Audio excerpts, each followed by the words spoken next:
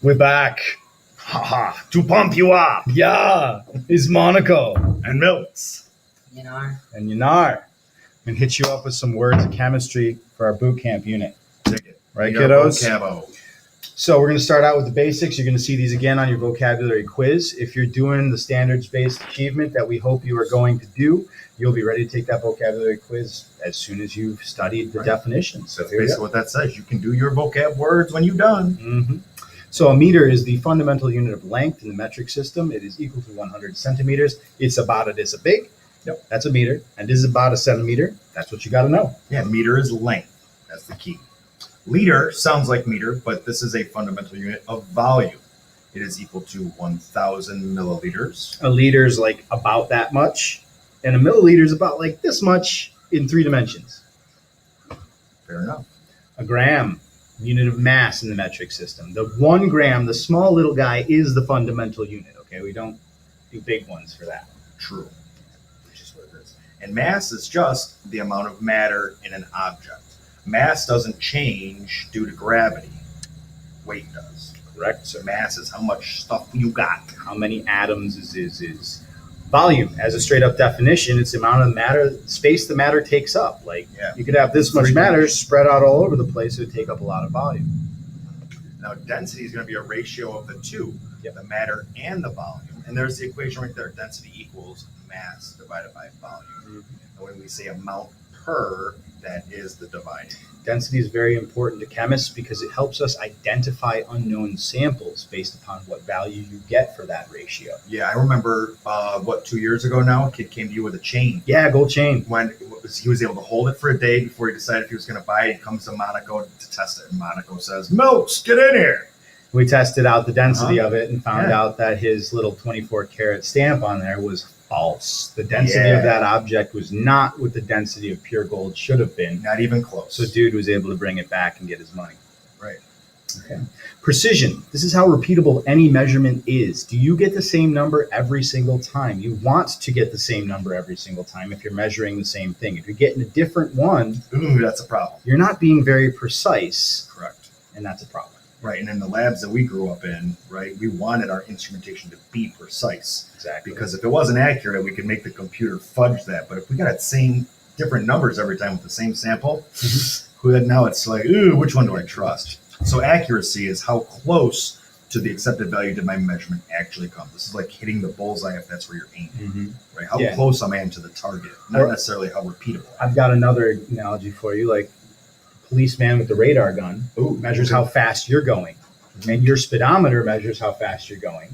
Which one is more accurate? Is your car's speedometer more accurate than the policeman's radar gun? Ooh. I hope the policeman's radar gun is the more accurate tool in the situation. Generally more easily calibrated. Yes. So I could trust its accuracy versus that. For sure. Matter. Yo, what's the matter for you?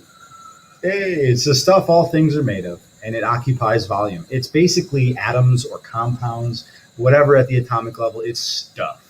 Really it is. Yeah, it's a good word for it. Mm-hmm. And an element is a unique kind of matter. This cannot be broken down by chemical means. And this is one of the definitions. Cannot be broken down by chemical means. That could actually end up on the Regents exam. Like this is one of those pieces moving forward that we will need to know. And it comes up a few times in the POGIL and a few different places in the packet. You cannot know that one. You cannot break elements down into simpler parts. It's elemental. Using normal chemistry. It is elemental, dear Watson. Dear Milksy. Compounds is this. It's my turn? Yeah, go ahead. Sure. Matter is made up of more than one kind of element. So if you imagine in your head different spheres, like in our particle diagrams, they're smashed together, actually physically connected, and these can be broken down. Right. The key there, though, is that it's two different elements, and that's a key. Right. Because it's something different if it's the same element bonded together. That's something altogether different. So it has to be different elements. Compound, different elements combined make a compound. There you go. Mixture. This is two or more substances put together. They are not chemically linked, and I can physically separate them in somehow. And there's a video later on all our different separation techniques. How it's done. Oh, you got the clicker. Good. Oh, yeah. A heterogeneous mixture is one type of mixture. So mixtures are mixtures, period, end of story. But heterogeneous mixture is one that you cannot see a mixture that is not the same throughout. So you can see differences. Like this is like one of my students said, "Oh, you mean like salad?" I'm like, That's it. totally. Yeah, you got the lettuce, you got the tomatoes, you got the Yep. carrots, you got the dressing. You can tell it's a mixture. Yep. Because you can see different parts. It's not all the same throughout. Even Italian dressing. Mhm. That's a good one because you can Great see all the different bits in there and stuff. Absolutely. So Absolutely. now homogeneous is, again, a mixture. It's more than one thing, but this one, it looks the same all the way throughout. I can't see the difference. So if you make Kool-Aid right and you don't use too much sugar, it should all dissolve. And whether you make blue Kool-Aid or red Kool-Aid, it's going to look the same everywhere you go in that Kool-Aid when you're done. So that's homogeneous. Now, pure substances are matter stuff that are composed of one type of element or one type of compound. So it's like in the jar is all one type of thing. It's Right. pure. And Right. you call it a substance because you can apply the word pure to a lot of things. In chemistry, we usually apply it to elements or compounds. Yeah. Like a glass of water that's just water. Mm-hmm. It's all the same kind of compound. We could call it pure water. It's only not a mix. It's not a mixture. To All like add the sugar or the molecules salt in that there. glass are water molecules, nothing else. Their neighbors are the exact same thing. So a particle diagram is just a picture that we're going to learn how to draw to represent all these other different things we just went through. Like elements, compounds, and both types of mixtures. Yep, diatomic elements Mhm. and the whole 9 yards. So we need to be able to draw it in a spatial orientation.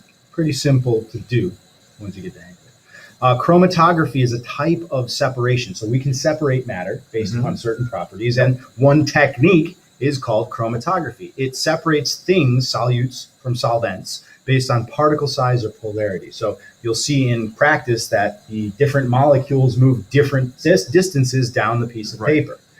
And they're therefore being separated. Right, and that actually, you guys should have some experience with that from state lab and living Yeah, living environment. where you did you put the leaf, Chlorophyll, right? more like borophyll. That's funny. Where you take the chlorophyll leaf juice. Yeah, and then it goes up the paper, and the big molecules are going to stop sooner, and the little ones are going to go up higher, and then you can see the different pigments in the leaf. And you can see that they have separated, which is, again, a technique. Filtration is another separation technique that's going to separate heterogeneous mixtures based on solubility. So mixtures that you can see that there's different parts, and some dissolves and some doesn't, you can use this Right. proper process to separate the mixture. Sure, I'm going to make a connection with what he just said. Ready? That solubility is, does it dissolve or not? Yeah. So like sand does not dissolve in water, so hence I can filter it out. Yep. Where sugar dissolves in water, so when I run it through the paper filter, it just goes through. Right. Right. So one soluble, one isn't. Distillation is really cool, really fun. I hope your students get to do it. I know my students I know will. you got the glassware though, so we'll see. I know. It's where we can separate liquids, two liquids that have been mixed together based on their different boiling points. So what Yeah. we'll be doing is we'll be separating alcohol from water. Right. Alcohol and water are both liquids. If you distill it properly, you can Right. get the alcohol to move over into one beaker and the water stays behind. Right, in the because other. the boiling point of alcohol is 80 Yep. degrees and the boiling point of water is 100. So if we heat it up to 85, in theory, the only thing that's going to be boiling off is the alcohol. Right. The water won't be hot enough to boil, and then we're separated.